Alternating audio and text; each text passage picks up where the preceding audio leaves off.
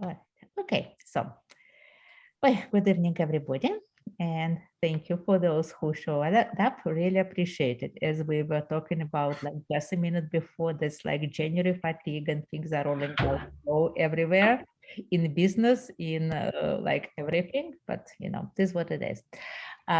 So I like do not have my usual first 5 minutes presentation, and actually I apologize. The reason I do not have, I realized too late that I do not have it on like the template on either of computers I currently have in my possession. So that was super eventful year, as you guys know, like 2 job changes and way more computer changes and way more of everything. I have like 5 time machines like stacked at home. So I just realized too late that I do not have any material to make it, but I will fix it and I will just make copies of today's event. So what I wanted to say without presentation, again, thank you for being with us on the 3rd year of the pandemic. So now, as you guys know, I joined EDB on December 1st, and that means lots of good things. And one bad thing is that we lost home base in Chicago. So I am in process of finding place. Actually, there was one person who expressed like interest and his company expressed interest. However, we kind of like stopped talking because it was like, you know, then Omicron started and it became obvious that it's not like the matter of nearest, like, you know, days and weeks and maybe months. So I will resume this conversation as soon as, you know, it will make sense. And again, if I would not find it, I will try to like rent space or like something like this. So the thing is, I am finding it more and more difficult to find companies which are actually alive, you know. Like being in the office, who have office, so the number of this like diminishes. And so we shall see, you know, what's going to happen. So I don't know. All right. Shaun, you think it's very easy for me to switch to other screen now, right? Especially for my personal computer. No, sorry, I didn't want to interrupt, so I didn't. No, okay, that's right. No, I look, we will, no, I posted on LinkedIn that I'm looking for space. So we will like figure out. Yeah. I mean, we will figure out, honestly. I'm positive I will. I just do not know how long time it has. Shaun, you know more than anybody that when I want something to happen, I make it happen, right? So Obviously. Right. You had faith in me, no? I even got Robert Haas talking here, right? You were telling me I can do this. I've been telling you I cannot, and I did it. Was someone saying that he wouldn't talk somewhere? Yes, he said he would not. You know, why not? Because that's him. Okay. Anyway, all right. So anyway, so we are here virtually, and I'm super happy to have Shaun here, like just, you know, taking this place and always, you know, coming to the rescue and being here for Chicago Park. And like, thank you so much. And I know that you have special feelings for Chicago Park because it's like your park. So like, I'm really thankful for that. So in terms of future events, as I said, there are lots of uncertainties. So the New York PGConf actually happened at a very nice moment when it was still like making sense. So December 2nd and 3rd, that was great success. And that was wonderful. I was hoping that they will have recordings ready. And Jay, that's why I told you I might have some material for you, but actually, no, they do not have recordings ready, though they made recordings and they've been already like over the month. So I still hope that they will have it. And the next conference, which was supposed to start tomorrow, basically, and it's not starting. So that's Silicon Valley Postgres. It is postponed until April now, but still going to go live. And then there are several European conferences or like days, Postgres days, which are still happening, hopefully. So they are in March and April. So these ones, you know, you will be only able to see virtually. January. There is another virtual conference in April, so I will get this information, but like as I said, nothing in January, nothing in February, unfortunately. But again, everybody are waiting and waiting for Omicron just to die out, right? All right, so hence February. So I know, Jay, we talked about doing your presentation live. I actually still want your presentation, number one, and number two, I still want it live, but let's see what happens. We'll play it by the ear, and let me know whether you will be willing to have it virtually, because I know you wanted it to be live presentation, but yeah, we can discuss. Okay, I'll let you know. Yeah. No, anyway, you know, like again, I need to apologize for everybody, because that was a period of turbulence in my life, like basically end of November, December, beginning of January. I'm telling everybody, 2021 ended well, but I do not want any other year like this in my life. It was like too much in 1 year. So I know Right. I kind of disappeared from, you know, the surface and from, like, you know, from Chicago Pug and from all these things, but I'm back and I will be back and I'm here. Okay. So with all of this, I am super happy to give the floor to Shaun, and he will fill us in with what's new in Postgres 14. You know what is good now? One part about, you know, one good part about me being in EDB, now I do not need to email and like wait for people to respond. I can Slack anybody that, hello, what are your plans for the next month, for one after next month? And could you possibly give us a talk? So that's a good part. Yeah, but I mean, Shaun was always a friend of Chicago Park. So, all right, Shaun, are you ready? You should be able to share screen. Yes. And you unmute, Shaun. Do you want to unmute yourself? I think I can unmute you, actually.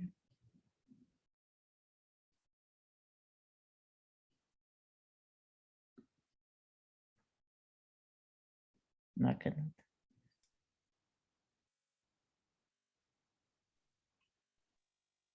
There we go. All right, okay. All right. How's that look? Wonderful. Looks wonderful. Thank you.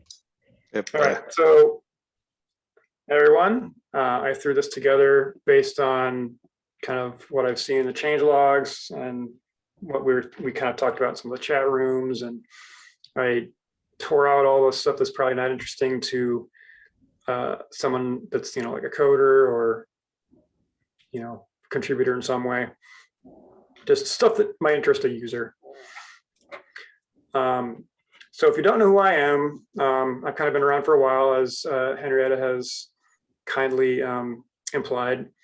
I've been with the Pug since it started, back when Sheldon was running it. So if you weren't around that long, I've been there that long. So they rely on me when no one else wants to show up and talk, which is cool. I can always throw something together in, like, you know, a couple hours and then write it all up. So and this actually forced me to kind of look into Postgres 14 myself, because I've kind of been swamped by other stuff. So even I was falling behind. So give me an opportunity to do that. But anyway, I'm known for writing the high availability book in Postgres. So and I did all that because I worked at a company downtown Chicago that was a financial company. So, you know, it was do or die to keep that stuff online. So I was kind of hoping other people could avoid that, you know, with a kind of an instruction manual to build a highly online Postgres. We're going in new directions now. So I've got a blog that goes into a lot of that. But the book focuses on these things. And the new stuff we're building at AEDB is actually going to go even further. I wouldn't say it's under tight wraps, but some of it's still under dev. So it's not ready to be released into public yet. So hopefully when that starts rolling out and you're interested in that kind of thing, you'll find it useful. So getting away from me and then the things I built for EDB, let's go into Postgres. So I'm going to cover 4 basic content areas here. performance, monitoring, replication, functionality. I tried to look through all the different features that they added and group them. Some of these categories are much larger than others, so they're not going to be even, but that's all right. So about the Postgres release itself, now you'll notice this final release was on kind of late September. This happens almost every year. We've only missed it like 2 or 3 times ever. And then there was one time it actually slipped until January of the next year, but almost always it's late September. You can almost set your clock by it. It's really cool for me anyway, because it's not quite sprint agile dev, but we do try to make a cadence so that you can count on new releases, bug fixes, whatever coming out regularly. And for 14, that was this year. Not a lot of functionality changes in Postgres, but there was a lot of like little things that kind of built up. So in all of that, since we kind of had 13, there was not some stats here. Hundreds of lines of changes, hundreds of changes in the release notes, tons of commits, almost 3,000. I was kind of surprised by that. Now, the 415 contributors, I tried going through Git to actually the source and actually get that, and I came up with like 380. But that was using, like text parsing and a bunch of other tricks to try to suss it out.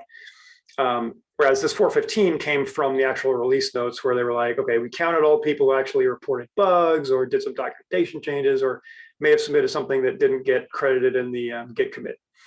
So that's still that's a lot of people. And then almost 1 million lines of code. And last year it was actually a lot more. So I'm kind of wondering if they've just pruned back a little bit or some of the changes weren't as big or as sweeping. But still, that's several applications worth of code by themselves.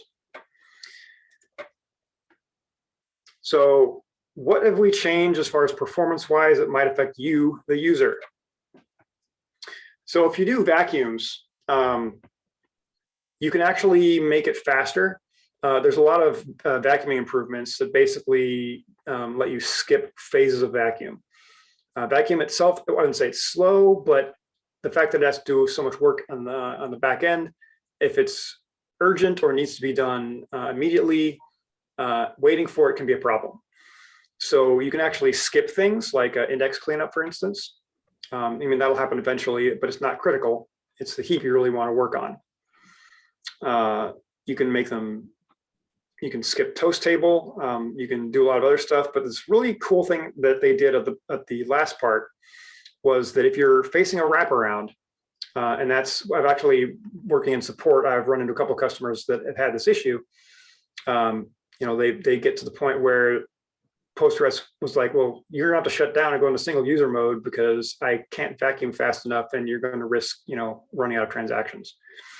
So when it reaches that point, what'll happen is it'll actually automatically disable many cleanup phases. It'll turn off the throttling. So it won't, auto vacuum normally will only auto vacuum a little bit and stop and vacuum a little bit and stop to kind of make sure you don't overwhelm your disks. Well, it turns that off too. And then it also does a freeze vacuum only, which is a much shallower vacuum. Like it doesn't have to visit every page, just it can look through the map of pages that have not been vacuumed, and it can actually use the hints in the headers and say, it'll start marking all the pages as frozen, and that's the part that really matters. So it's an order of magnitude faster than regular vacuum, and it's kind of like an emergency. Mark all these pages as frozen so that you don't have a wraparound, and then you don't lose your transaction status, and you don't have to shut down your system. So those are all huge advancements for anyone who wants to run this and runs into an issue where they weren't able to keep up with vacuum. Now, there's a lot of ways that can happen. I'm not going to get into this now, but suffice to say, if you do run into the situation and you're running 14, you're in a lot better position than you were before. We've also enhanced partitioning. So you used to be able to not detach and attach partitions concurrently. Like there were some locks involved that made it so that you couldn't do that. And now you can. So you can, while other things are going on, you can rip a partition right off of its root and it won't break anything, and it won't cause any weird locks. It's kind of like if you're creating an index concurrently on a table, it'll just attach it, and then it'll use locking tricks to shove it in there when it can. And if you ever want to see if there's a concurrently, an attached concurrently or detached concurrently that's happening, there's actually a new column in the PG inherits table, the catalog, that will tell you, like, if there's something that's, there's a pending a pending detach. Like if someone did this, like an hour ago and it's still pending for some reason, you'll be able to see it. It's one of the status monitoring systems. So, I mean, that's the major thing they changed there. But you can also, this last item here, if you reindex an index on the top partition, it'll also cascade all the child table indexes for that index. It didn't used to do that. You actually had to go in each, individual child table and reindex that specific index. And if you had hundreds or thousands of partitions, that could be a very irritating activity. Or you might have to generate a script to do it for you. So now it'll kind of do all that. I tried finding syntax to not, like, say you only want to do the top level index or one of the, but you can't. If you do the top level index, it assumes you want all the child partitions indexes redone as well. So only use if you really want to do that, I guess. Indexes have been kind of bumped up a little bit. So this top one and the next two, basically we've made indexes are faster. I would have to like draw out a bunch of stuff to actually explain how this is faster, but the top one is the one I would say that matters. If you're creating a new index page or a new tuple in there, you don't have to split the page as often. So you can squeeze more things into the page, and that, prevents you having to stop everything and create new nodes on your index tree. So I haven't seen the tests for it to see how much faster it is, but they noted it in the release notes, so it must have been notable. Okay. Grid indexes. So Shaun, just so that is for like time what it takes to update the index when you update table, basically, right? Right. So, what the end user noticed that it just less overhead, like in like updating indices, right? Yeah. So when you do an update or mostly an update, if the column you're changing is modified, normally what will happen is it'll have to go to that page where the index is and then change the page that it points to in the header. Well, in a lot of cases, it doesn't have to create a new index page to do that. It'll just modify the existing one. So you don't have to make a whole new page in your index. And that overhead, depending on how many indexes you have on your table, can amount to quite a lot. Now that I think about it, I probably should run some tests to see how much overhead that causes, but get that out of the way for my cat. Do you have a guess, Shaun, of how much gain you get? Just I a don't, rough guess. I don't actually know. I would have to test it. And the thing is, it only matters for when the page has to be split. So, and that's a rare enough occurrence that it wouldn't be, I mean, it would happen obviously, but I'm not sure how to create a situation where it happens enough that you'd be able to see the overhead. I would have to talk to one of the devs to see if they have a proof of concept for that. No, I mean, like the extra overhead for updating table with multiple indices, it's very visible. I mean, I had to. Yeah, on a per index basis, it can be like 1 or 2%. So yeah, I had to measure it multiple times. So I'm like very well aware, like I had to kind of, drop and recreate indices and literally like measure what it takes. So, I mean, they should be visible. If it's fast, it should be visible. And what's interesting is if you remember the release notes from 13, the indexes are already like, what is it, half as big as they were before. because of the way they changed how they're stored and what the headers contain. So the last 2 releases alone have greatly increased the ability to maintain indexes just in general. So I highly recommend, if you have a 13 or higher system, to 1, reindex it, because all of your indexes will be much smaller. And then 2, you'll get new page split boundaries, so that they'll probably take better advantage of this particular advancement. So what the other things they've done is they've made things more parallelized. If you use materialized views, if you refresh them frequently, it'll actually fork that out to multiple jobs if there are CPUs available. And I know for certain materialized views that can be fairly substantial.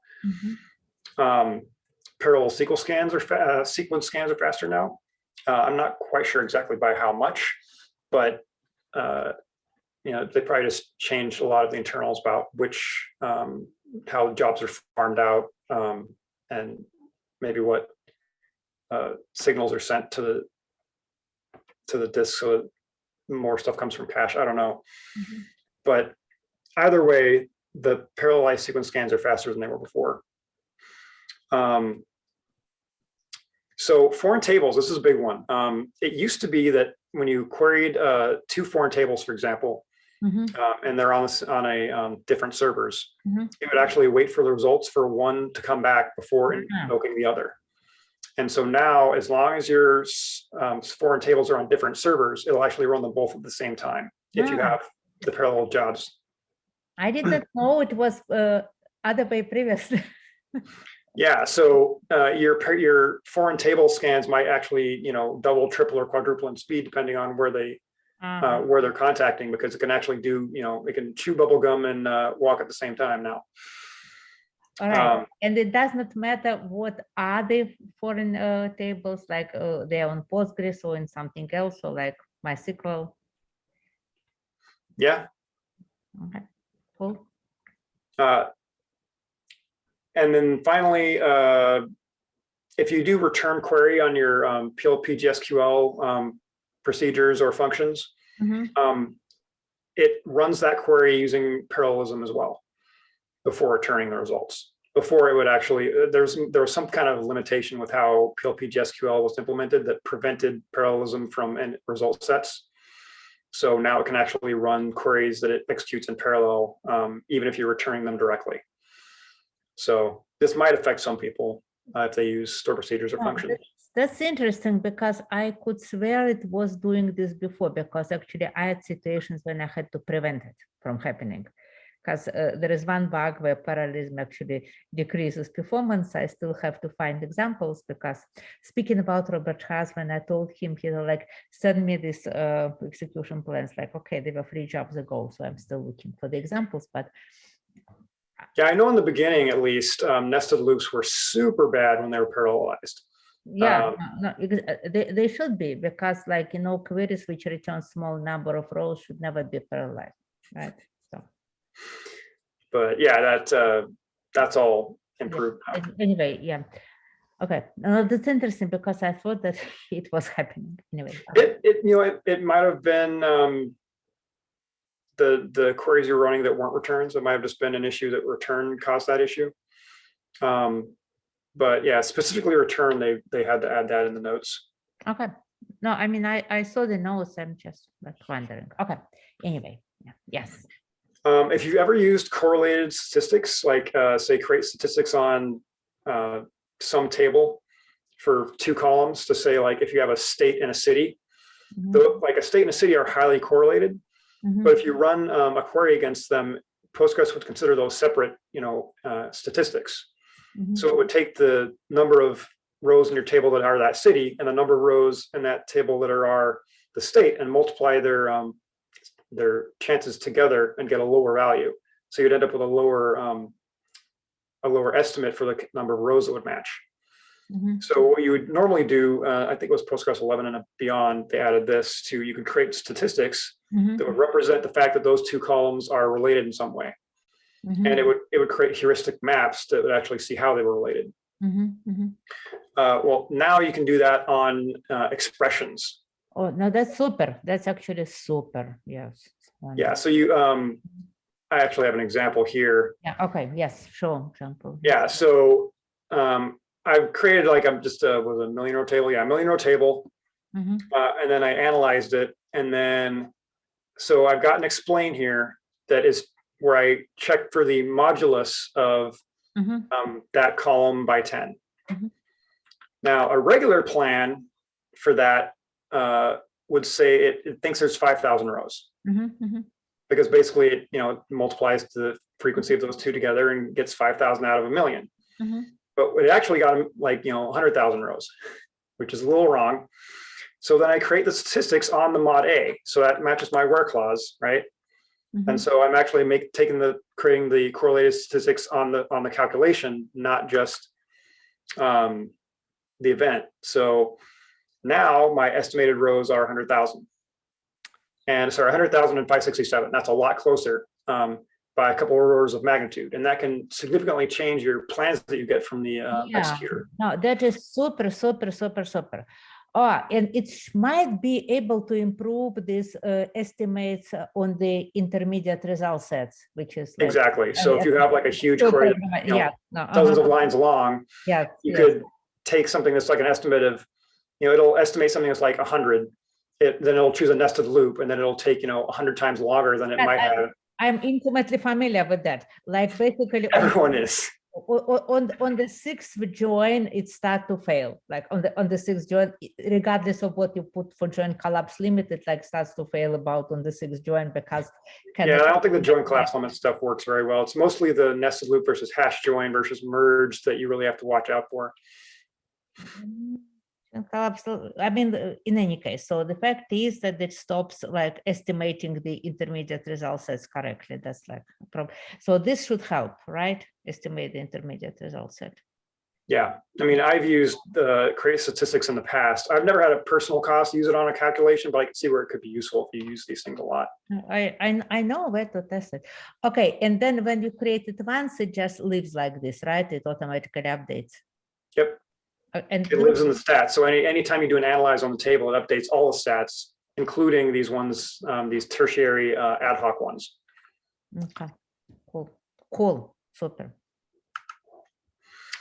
And then, some random improvements. So if you use window functions, now in Postgres 13, they added incremental sorts. So that if you have a sort as a result from one of your execution nodes, the next execution node could take that sort and then use that from that point. So you could sort your sort and get a faster result. And I wish I kept my example from last year because it illustrated it really well, but you can get results, again, orders of magnitude faster just with that. And now window functions can take advantage of that too. And window functions are especially interesting because they keep intermediate results. So if you have like a million line query with a group by, it runs as if the group by wasn't there. So now that it can take advantage of your incremental sorts and stuff, it can also produce the results that it's getting much faster because it doesn't have to wait for a lot of the intermediate points to run. You can actually just use the sorts and stuff right away. And I found this was interesting. So if you use a lot of toastable data, like really large text blobs or JSON or something, the normal compression for Postgres is PGLZ. It's like this. It's kind of like a LZ-ish compression that they came up with way back when they designed Toast. Well, now you can use LZ4 directly, which is a more modern, faster, less overhead algorithm. And it's worth, some people actually have even said it's worth dumping and restoring your database just to get the better Toast compression in some cases. So, if you have like a test bed, fiddling with that might, show that works in your favor. There's a new header system so that it knows if it's using PGLZ or LZ4 compression. So you don't have to do anything if you have an existing system. But if you don't, then you can actually see that. So this default Toast compression setting, the default is still PGLZ, but you can change it in your new cluster, and then take advantage of it. And the other thing is, if you're running BDR or PG logical or even Postgres native logical replication, you can set up a new node that actually has this default toast compression set to LZ4, and then send your data logically, because it's then decompressed before being transmitted over the wire. And then your new cluster can take over after having the data imported onto it. And then since it's also a live Postgres node, if you have like a VIP or PG bouncer or something, you can just redirect your traffic to the new node when you're ready. So that's part of your migration. You can actually also do your toast conversion. So monitoring, they added some new views, which I found interesting. So you can find the status of your copy. So if you're doing like a trillion line copy, you can see where it is, progress it's made. Super. Oh. Yeah, that's oh pretty my cool. gosh, no, that's a lifesaver. Gosh. Yeah. So there's a new wall stat for status of your wall stuff. There are a couple of columns that don't actually calculate because they have a tiny amount of overhead. And there's a new track IO timing setting you can enable to include those. Like basically, it just how long does it take as it's spending doing IO to your disks. And then PD stat replication slots, so you can get your stats about your replication slots. It used to be that you could check PG replication slots itself to see the status of them, but you don't know how much data was transferred over the wire since it was created. You don't know how much time it's been active. Like it keeps a lot of information. If you want to look at those views to get more information about what's actually in there, and if you care, I would check the docs. So the PG stat database table, they added a few things to that I surprised. For some reason, I thought they were already in there, but I guess not. So it's all session information. So we already knew existing connections, if what they were doing, but now we actually can tell if a session is. Well, you could actually tell if you could check PG stat activity, right? And you could see if a connection was active or idle in transaction or whatever, but you couldn't tell at the database level how many things were connected to the database and what they were doing, or what their status was. So now you can actually see, like, I've got 100 connections to my database. Which ones are to this are actually there? Which ones were disconnected because Postgres said, get the heck out of here? How many have I terminated because, whatever? These to me seem like they're more useful if you're using a pooler that actually constantly churns through connections, so you can actually see how active the pooler is. Because, if you've got 100 connections and they're busy all the time, you'll see sessions, but abandoned, fatal, and killed, you'll want to see those as well as possible. Whereas if you've got an application that connects and then abandons its connection frequently, so you have really fast turnover, you'll want, you'll still want the connections to be, actually, no, it doesn't even track that. It only tracks abandoned. So these are all bad things. So if you have a connection issue with your network and Postgres gets no response from the client for a while, it'll consider the connection abandoned. Okay, so that was my bad. Okay, and so Shaun, this all is from the start of collecting stats, right? So yeah, it's like from whenever we just cleaned up stats. Yeah, so there's a function you can call for PG reset stats, or is it stats reset? Yeah, but I mean that's one for everything. So what I'm saying, so then it's not just for this information; it's just for all sorts of information. Yeah, it's for everything. This is just adding on to the stuff they track also. Like the number of files you've created for that database, the number of transactions that have committed or rolled back. Like these are all the same table. So this is just more information they're adding to what they're tracking. So if you reset it, these all get knocked down to 0. But yeah, they change over time. So if you're running these in a monitoring system, you'll want to use a diff on them. So like if it's 10 and 10 and 10 and 10, that just means the change has been 0.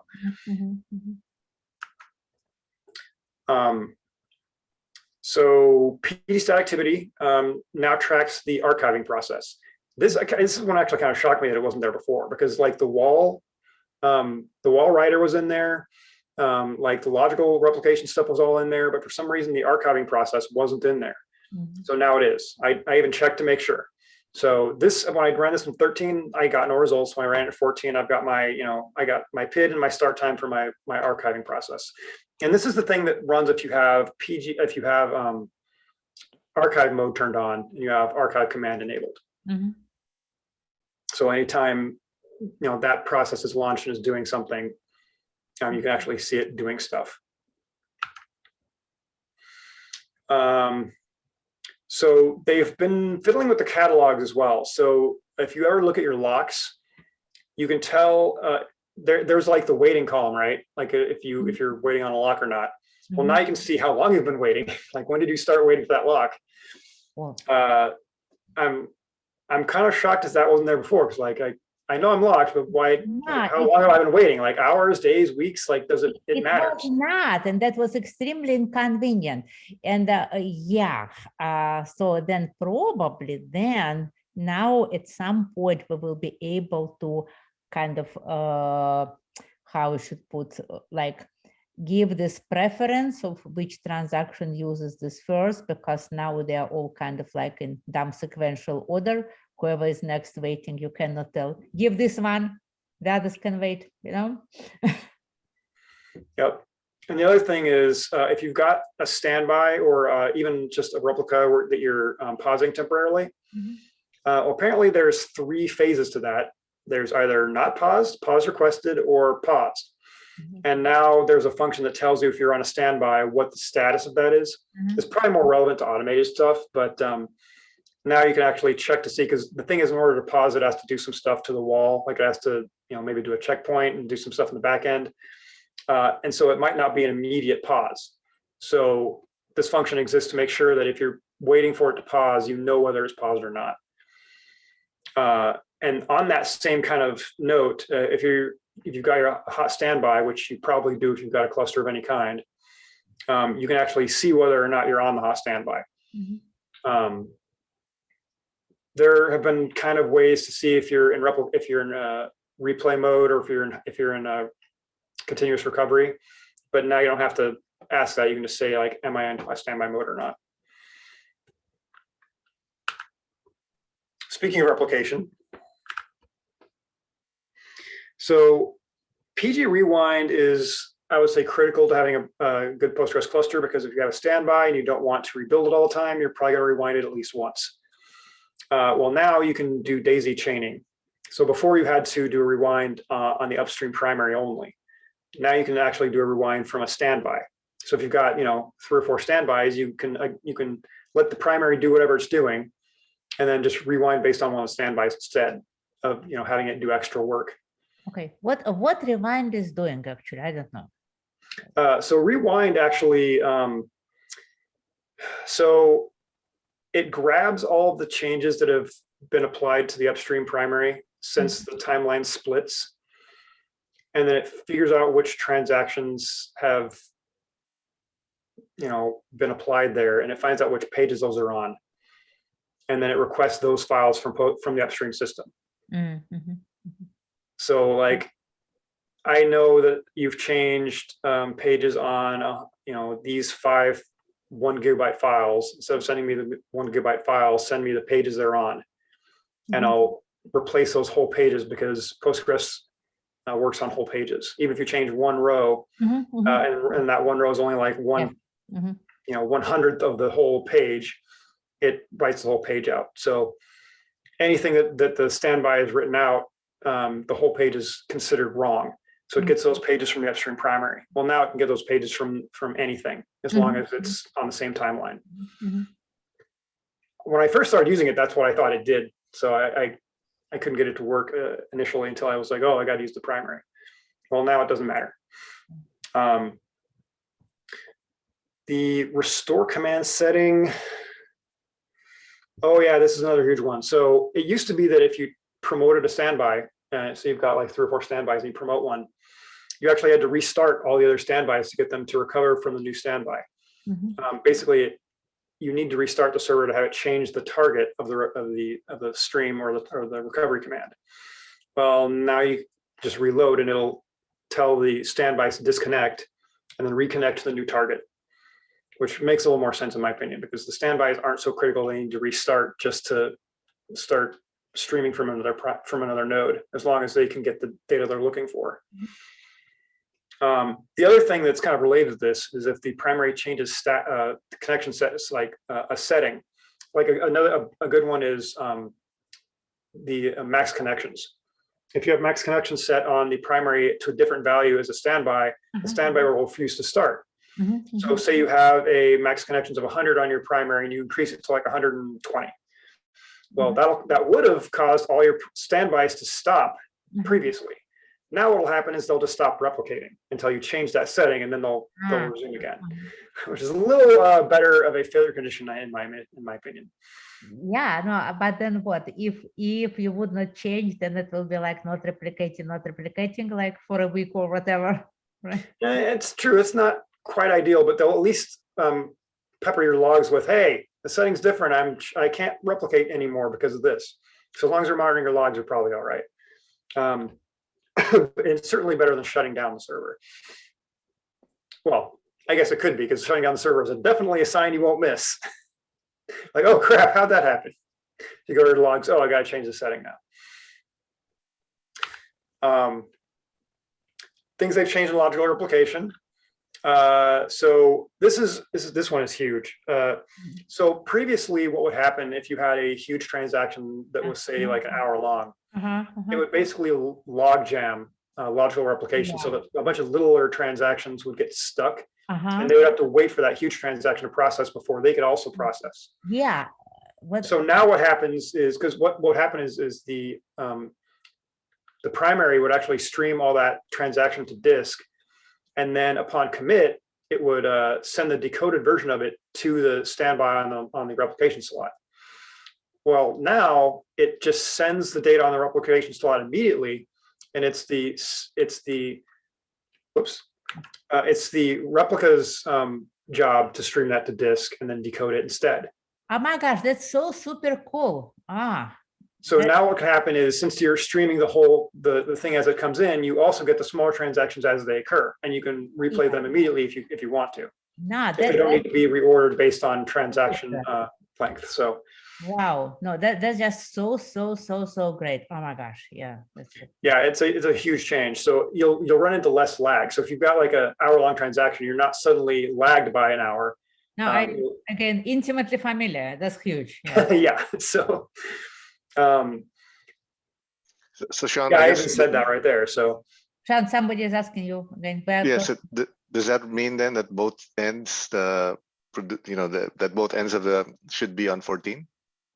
Yeah, you'd have to be on 14. 14 on both sides, right? Yep. Okay. Yeah, because what will happen is, if you're not on 14, Postgres 13, the primary will sit there and try to decode locally again, and then it won't send on the replication slot until it's done, until it gets a commit signal, which tells it that the decoding is complete, and then it starts transmitting it over the wire. Or even on the receiving end, right? If the receiving end is 13, the sender is 14, then the receiving end wouldn't know what to do with. Well, right? What will happen in that particular case is the 14 sender will go, oh, you only understand the old protocol. I'll have to decode locally again. Okay. So that's nice. At least it knows to figure it out and adapts. 14 does. Cool. Yeah, so this is a 14 only thing, but at the same time, that's really just an encouragement to upgrade. None of you guys running around with 9.6 still. No, it's amazing. Pretty cool. Thanks. Yeah, this is a huge. And actually, if you're a user of BDR, or if you've heard of BDR, we built that into BDR 3.7 before it kind of got into Postgres. So I don't know if they were beta testing it there, or they were just anticipating the fact that this would be committed at some point. But yeah, it was a technique that was known. It was just not in core yet. And now basic functionality, like just stuff they added. So if you're familiar with the idle and transaction session timeout parameter, like you've got, you don't want transactions to last more than an hour idle. Like if someone just went home after running a transaction and so it's blocking a bunch of other stuff. Postgres 9.6, I think they added that would kill that transaction after a time limit. Well, now you can do that with idle sessions also. So if you've got some bad app that's acting badly and it's opening sessions and then forgetting to close them, for example, this could make it so that, say, after like 10, 20 minutes, they just Postgres to start closing those, getting rid of them. This is disabled by default because, it is a dangerous thing to leave on, because you don't want some guy that leaves for their lunch hour come back to a dead session if you can avoid it. But for highly automated stuff, or very tuned systems, this is something you probably want to set. So the checkpoint completion target parameter controls how long Postgres spends writing to wall output to disk to kind of spread it out. So if I've got a 1 GB write to disk for wall data, it doesn't just burst out a gigabyte. It takes that gigabyte and kind of writes, 100 megs here, 100 megs there, 100 megs there, until, so the disk can actually have time to commit all of it and not get overly kind of bottlenecked. Well, this has been, the default was 0.5 before. And the common advice from experts was to increase it to 0.9, like unanimously. Everyone was like, just put it at 0.9. So finally, they just put it at 0.9. So everyone can benefit from that now. Yes. And because we've added so many parallelized things, there's a new %P argument. So you can actually tell what the root PID is for parallelized things. So if you've got a thing that's been parallelized and all the children, do something, or they die, or there's some kind of error or whatever, they can report the PID that launched them, and you'll be able to see what caused all of that ruckus in your logs. So I guess this is another one of those things that I'm like, that wasn't there before. But yeah, it's there now. This one actually surprised me. The factorial operator is gone now. So if you look at Postgres 13 and you say pound, 5, select pound 5, you'll get a result back. With 14, you'll get an error. That's no longer valid syntax. Why? I don't know why they did that. Maybe it's a SQL standard thing, but now you have to use the factorial functions Yeah, you need to write explicitly. Yeah. The other thing they did was the password encryption parameter is now officially Scram 256. So no more MD5 for you. You can obviously set it back if you need to, but now by default, all passwords will be generated in Scram, functionality will be in Scram, and so on and so forth. And that's highly recommended anyway, because MD5 has been broken for like a decade now. People are now finally getting around to replacing it.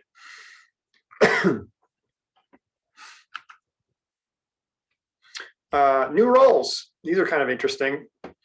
There's PG read all data and PG write all data. If you want to avoid using super user, for instance, and you've got, and I've seen this actually happen quite a few times, there'll be an app that needs to read everything. Normally what you would do is you would alter default privileges, or you'd grant, there's other grant all syntaxes you can use to grant all privileges to a certain user. You can alter the default so that any new user or a certain user that's created has automatic access to like the public schema and everything in it, for example. Well, you don't need any of that. You can just use these roles. Too much talking. Anyway.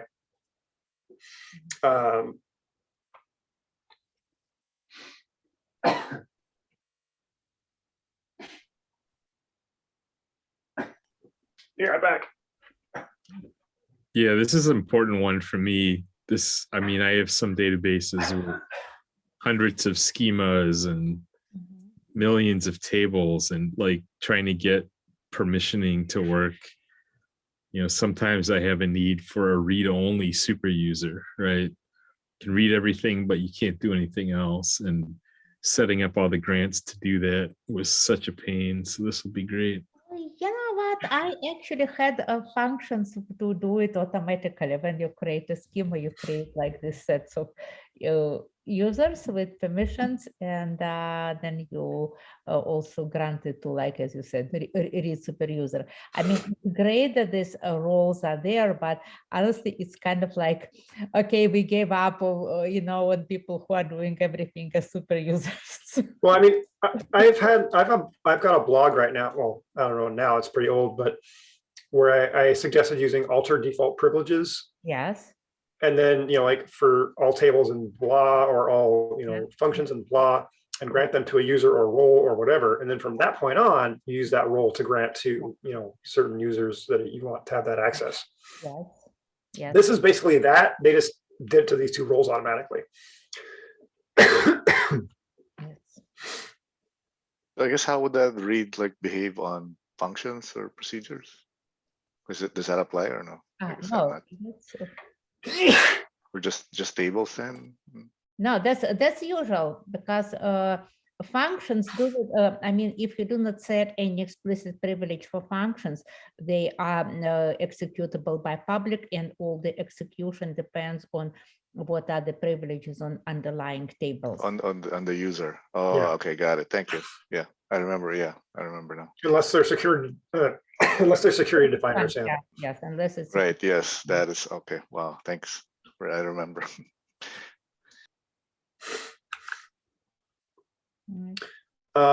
If you use CTEs a lot, there's a couple of new functions features you can use.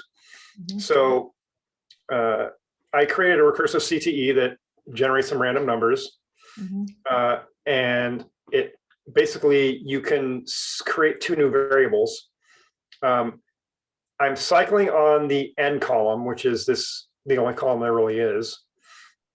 And then if Postgres detects a cycle, it'll set whatever you set here. I just create an is cycle. You can name it Bob if you want to. And then it'll create this column in your results. And then you can also create another variable, say using, which keeps track of the path that your recursive CTE created. I could also call that Bob if I wanted to. So what happens is, in this case, my n, 1 equals 1, it considered that a cycle. And at that point, cycle is true. And this is the path that occurred when it was generating rows when it detected the cycle.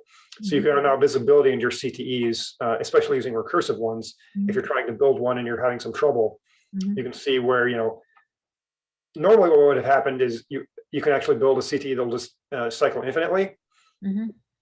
And you'll never get your results. So you control C it and like, where did I go wrong? Well, now you can just have it detect the cycles and you can figure out where you went wrong, or you can just have it stop your query if it detects a cycle.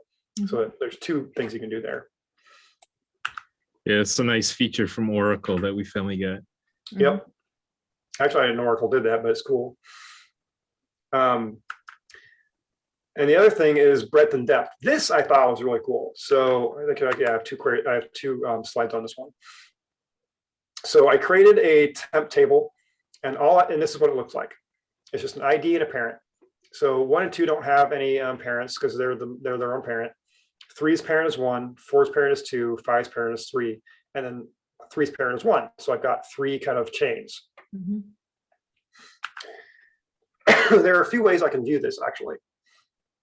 I can go breadth first, and again, I can create 2 new columns based on how the data is organized. And breadth first is I go into each thing as I go as wide as I can first, right? So 1 and 2 don't have any children, so they just come out as they are. 3 goes to 1 and 3, 4 goes to 2 and 4. So basically, I'm fanning out first before digging deep into my nodes. This is actually the same result if you were just to select star from this, essentially. There's really no change. Now, this, though, is a little different. So depth first, I want to know what all my 1 children are first, then the 2s, and so on. So it goes into 1, then it goes into node 1, 3, and then 1, 3, 5. Because remember, 5 goes to 3, 3 goes to 1, and 3 goes to 1 also because it's its own. So I actually get both of those. and then 2 and 4, and then 2 by itself. So basically I go all the way down one of the nodes in the tree before going to the next node in the tree. This is probably more relevant to you if you play with say red-black trees, or if you know what, if you play with linked lists a lot and you know what the trees look like, or if you play with B trees yourself, if you want to see what that kind of theoretical stuff is. But if that's relevant to you, you can now have breadth or depth first results in your ordering. Because my tree column is created by me, right? I've got a tree column.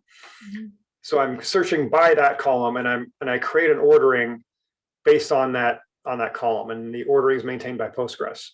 And I can order by the ordering, which I've done here, and that actually determines how this result comes through, not the tree column itself. If I order by tree, I would get something different. I'll probably get something more like this. Okay, I'll need to practice this to take it. Yeah, it's something you really just have to fiddle with to kind of, it works. A really good example is with like directory structures, if you want to play with those. No, I mean, I understand the like idea, the desire, but it's, oh my gosh, no, that will require lots of practice to use it correctly. Yeah, and yeah, even a simple example like this, like it has a huge CTE. I was heck trying to simplify this to get to fit on a page. So this one I found interesting too. So infinite numerics didn't exist before. Seriously? Yeah, this is a syntax error. I was so positive that they existed. Oh my gosh, I didn't. Okay. It existed in a couple of other things, but numerics specifically were a syntax error. So you could do int, but you could not do numeric, because I know I did int. I don't remember. I'd have to check it myself, but yeah, this was a syntax error. Now it's not. Right. Something similar is if you play with, say you're trying to figure out lag, for example, and you do LSN math. Well, before you could only subtract an LSN from an LSN, or you had to use a function to do the calculation for you. Well, now you can just subtract 9. Okay. So here's my current wall, and my current wall minus 9. You'll notice that 9.8 is 9 less than 8f. Okay. So I mean, it's hexadecimal, so you still have to kind of do that conversion mentally if you don't want to write it in hex. But yeah, it's probably not going to be used a lot, but it's there if you need it. This other thing is, so if you do a lot of SQL functions, for example, now the previous method, you would have to do something like the above. Yes. You'd have to use dollar quoting and then put your SQL in the dollar quoting. Well, now, kind of like what Oracle does on EPAS, actually, you can do that too for EDB. Well, now you can just skip the dollar quoting. So you can just return your result directly, which is very handy if you don't like having to escape everything. Now, this only works with the SQL language. I tried it in PGSQL and it was very angry at me. So maybe someday. This was interesting.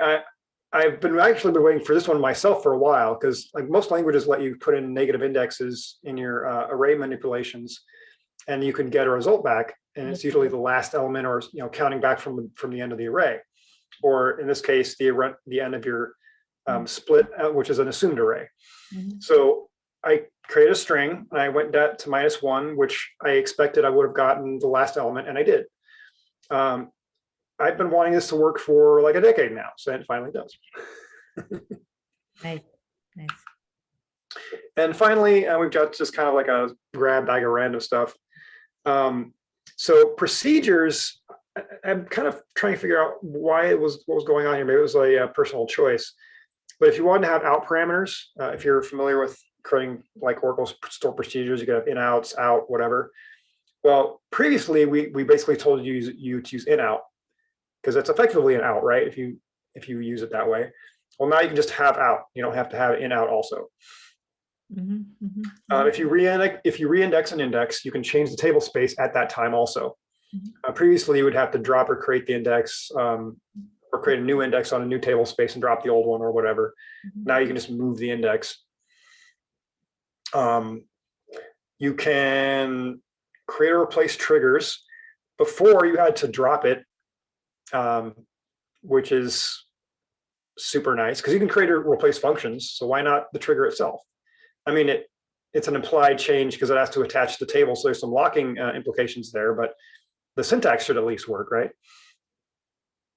You can now truncate foreign tables. Don't, but you can. Previously, that it would not do anything. So now it will, and that's terrifying because you could just set a foreign table up in your database and not know what's in it, and just truncate it in a remote system, and someone in another state will be like, "What happened?" You should not establish mapping with the user which has permission to do this. That's right. So the other thing is, this may surprise you, but if you play with the PG catalog at all, like PG class and PG depends and like all those like system catalog tables, yes, a lot of them didn't have primary keys and they didn't have foreign keys to other system catalogs. What they had was a unique key to prevent you from inserting invalid data, and that was it. So they actually went through and added, foreign keys where they made sense and primary keys where they made sense. And so what happens when you do an upgrade with either PG upgrade or whatever is you'll have a new catalog with some better integrity constraints in it. The other thing that's a good incremental change is you can now add or drop publications. Before, what you had to do is, if you wanted to add a publication to a subscription, you had to say set publication to, and then you'd have to list every publication. So if you had a subscription that existed and you wanted to add, and it had 40 publications in it, and you wanted to add one. Well, you used to have set it to the whole list of 41 publications you wanted to be in the list of publications that it subscribed to. Now you can just add or subtract, whatever publication you want to add or remove, which is super handy. If you're using native replication, that is, native logical replication. And that's all I've got. There's probably a lot of stuff that I could bring out from the changelog, because the changelog, as I mentioned way in the beginning, had 230 changes in the release notes alone. And I probably covered like a tenth of that. But it's all the stuff that I either found interesting or I figured could be useful to someone who's just a user. But that's really all there is. I recommend going to the release notes yourself and just kind of skimming through that if you want to see what's going on yourself. And I guess get ready for 15. Yeah. Wow. For all 4 people who are here. First, I need AWS to get up to 14. Yeah, what is AWS on right now? 13? 13.4. Oh, okay, that helps. They're usually a little behind, but not by too much. But I'm actually kind of surprised they don't lead off of head in their dev environment, and then that way they can release it when the RC comes out and let you test on the RC. Yeah, their process is really goofy. So I managed to squeeze out of their product manager once the logic for why they're so slow. And what he told me was that they never do anything with the .0 release. So they just pretend like it doesn't exist. So when 14.1 comes out, then they'll start working at it, which just insanity. What's the latency usually? It's like 6 months or so? It varies. No, it's actually Postgres releases quarterly by default. So usually March or April you'll see one. Well, I mean, like AWS catching up or releasing the version.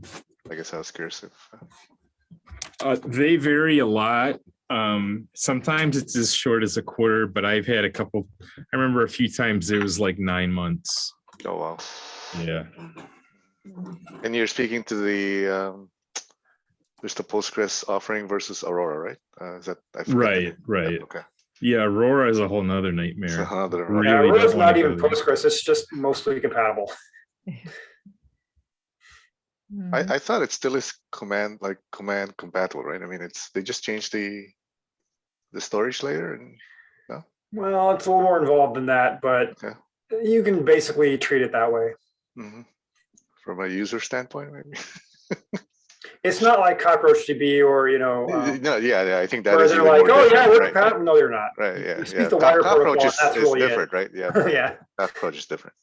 But I thought this one, like even they support like Aurora supports a ton of, not a ton, but a list of extensions, for example. Not all, but a list.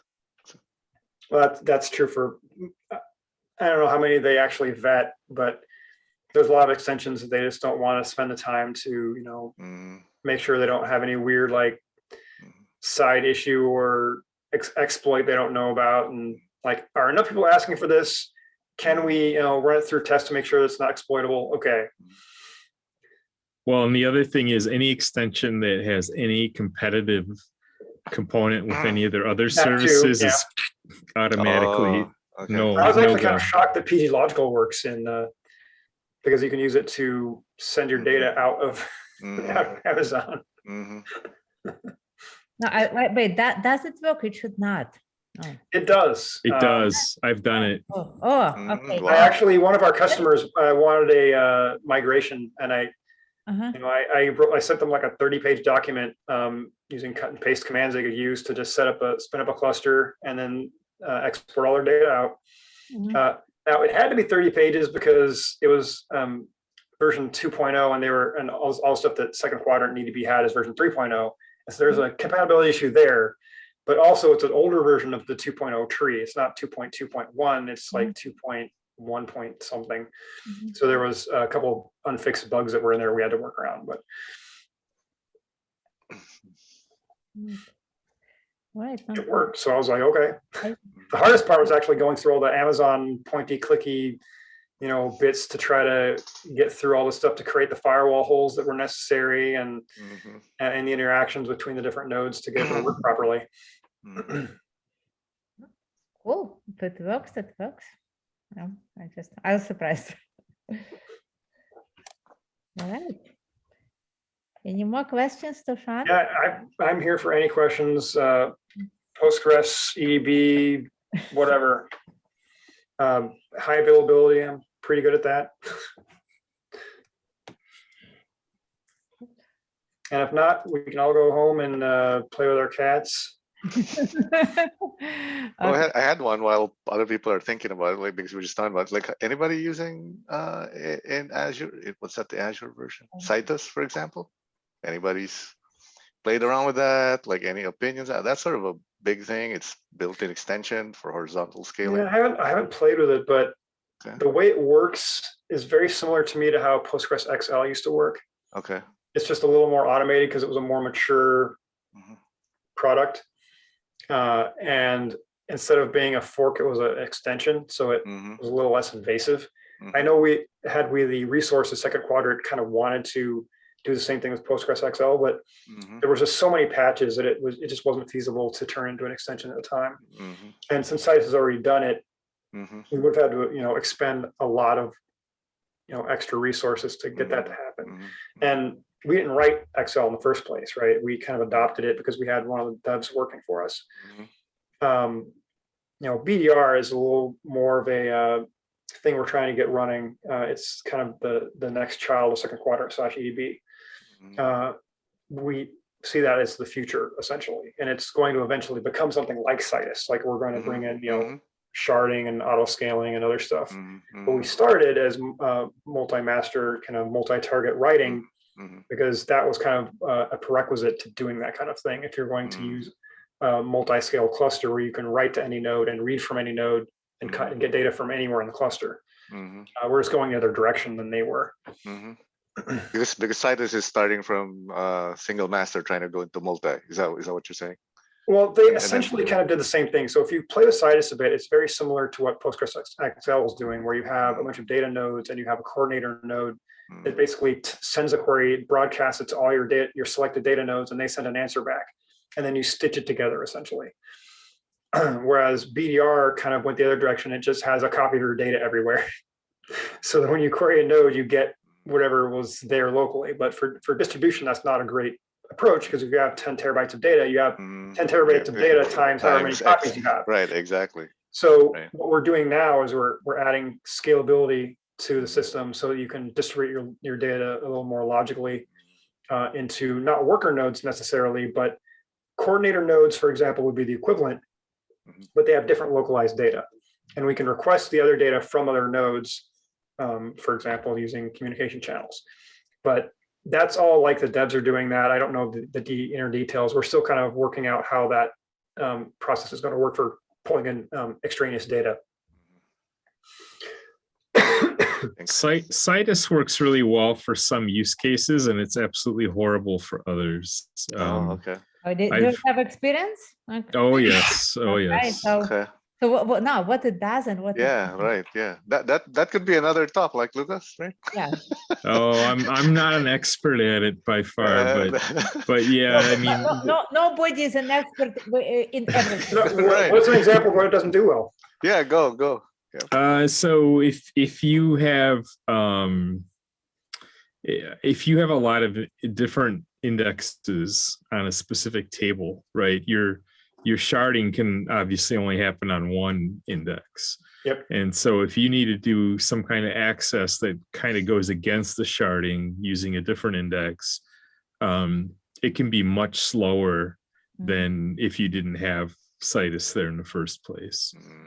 So, there's some use cases where it's perfect and others where it's absolutely horrible. And then there's a bunch of stuff in the middle that they're trying to make better with every release. But the reality is that a Citus table is actually different from a Postgres table. And you can mix and match them, but they behave a little differently. And so there's some weird side effects to that can make life really frustrating if you're trying to troubleshoot something. And then if you add like replication on top of that, you discover that there's a lot of holes in what Citus has implemented. There's a lot of functionality in Postgres that simply you can't do in Citus. Really? They're adding every release, they add more and more stuff, but like up until recently, they only supported B-tree indexes. Right, that's a pretty big deal for a lot of people. Yeah, because like gist and gin are huge. People use them a lot for full text indexing, or even just like ciphertext stuff. Yep. So it's interesting. I had one back when I was doing consulting a lot. I had one customer that got really into it. They actually replaced a Hadoop cluster with Citus cluster. Dang. And it worked really well there. I mean, it just performance-wise completely smoked the Hadoop environment. Oh wow, really? Which is not hard because Hadoop is not very performant. Okay. Yeah. Is Hadoop the example of throwing hardware at the answer? That's funny. Okay. One machine can't do it. Have 100 machines do it. Even if they don't do a very good job, they're still faster than one machine. Yeah. Not always. No. Not always. Until your network burns. Yeah. And not when they spend more time on separating things, like, because, you have very clear limitations. All right. Okay. Any more questions to Shaun? Okay. All right. Well, you guys know where to find me. I'm on Slack, and actually, what I should have done is told you to go to the Discord server. So there's a Postgres Discord server, there's a Postgres Slack server, there's a Postgres, whatever. I spend most of my time on the Postgres Discord server, but I'm also on the Slack one. So if you have questions or comments, or you just want to talk to one of us, we're always around. I don't know how you can handle like being on all of this. I haven't had enough time being like on one Slack. Still missing notifications. I don't know how people are doing this. I mean, if you could only go to one, which one would we go, or what's the hierarchy of? No, I mean, That's to Shaun. I don't know, because Slack is like not my favorite. It's like necessary evil. I'm having a hard time whenever I work to keep up with like my company Slack is like more than enough for me, you know? Okay, okay. Yeah, Slack is one of those things where it's a very heavy application. Like the switching rooms is pretty slow. It's got a lot of functionality built into it, but it's also it's just a heavy application. Discord, on the other hand, is designed for gaming essentially, Mhm, but it's been adopted by a lot of other stuff now. mhm, So mhm. like I know a keyboard group that uses it. There's like a computer building club that uses it that has thousands and thousands of members, and it's functions just fine. There's a bunch of automatic bots that maintain moderation for everything, and the one we've set up for the Postgres group is very similar. Like we've set up bots for moderation, and there's 30 rooms for keeping things topical. Mhm. We've pinned various messages for information purposes, but really the channel is just there so we can catch people where they are, right? Mhm. Some people prefer Discord, some people prefer Slack, some people still like IRC. Wherever there's someone who feels more comfortable in a certain situation, there'll be people there to kind of catch them and send them the right information or tell them where to go. Nice. Okay. Yep. So Shaun, which do you prefer, Discord or Slack? Yeah. I personally prefer Discord, but that's like a personal thing. I actually have been fiddling with kind of using. I've been kind of learning Go on the side, and while I was doing that, I wrote a Discord bot. I mean, a very rudimentary one that all it does is right now it prunes channels. So if I want to remove like 1,000 messages without having to spend right clicking and then deleting it myself, or using someone else's bot that say ignores administrative rules or requires administrative access.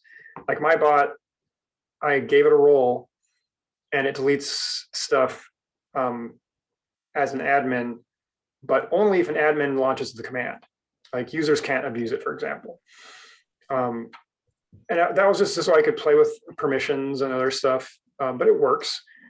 And there's APIs for setting all that up for zero access keys and other stuff like that. Okay. But I personally like it because it's just faster. Okay. It's missing a lot of functionality, but I don't really need a lot of it. So, Okay. and it actually, one thing I like about it better, probably primarily over Slack, is it natively does syntax highlighting. You don't have to create a code snippet. You can just do 3 backticks, SQL, write your SQL, 3 backticks, hit enter, and you're done. You don't have to create a text snippet, write all your code, select your language, give it a file name if you really want to. Like, it doesn't need all that. Just let it go normally. I think I probably like it because it's similar to if you've played with Mattermost, which is another one of those style of chat systems that's kind of like, I wouldn't call it a Slack clone, but a Slack variant, I guess.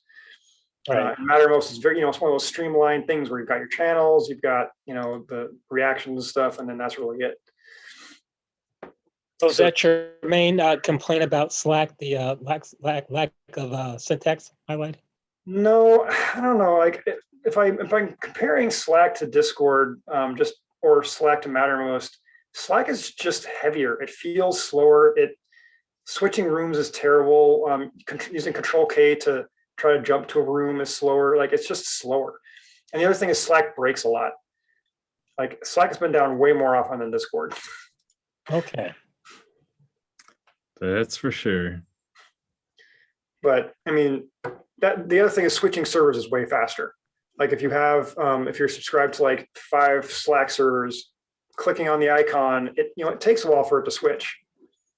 My Slack servers, they have a little icon next to them telling me there's messages for me on each of them, and I've got like 40 of them here. I can switch to any one of them, and I immediately have what I'm looking for. It highlights the channel that has the stuff for me. I mean, they'll work very similarly, so Slack does all that too. But Right. there's a definite refresh there if you click on like one server and then click onto another server.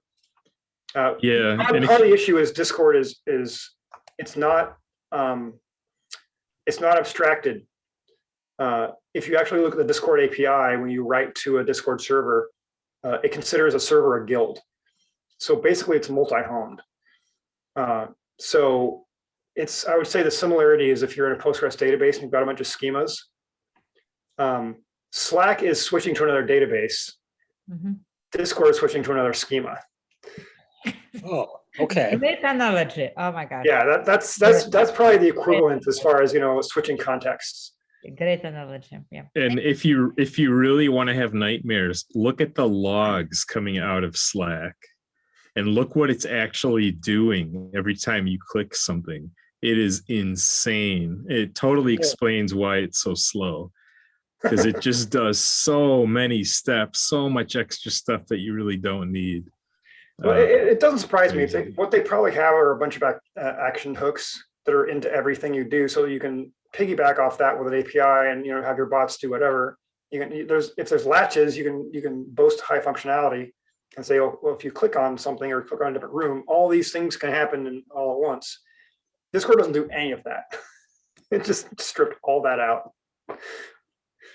It's basically just a Chrome front end with a bunch of display ports. Okay. Well, no. Yeah, we kind of diverged a little bit, but yeah. All I really wanted to say was we're around. If you need to get a hold of me, if you don't want to email me, because really who emails anymore, catch me in Slack or Discord. Okay, thank you, Shaun. I enjoyed your talk. Oh, Yeah, thank you same, so Thanks. much. same, Shaun. Thank you. Thank you. Catch you later. Thank you for stepping in.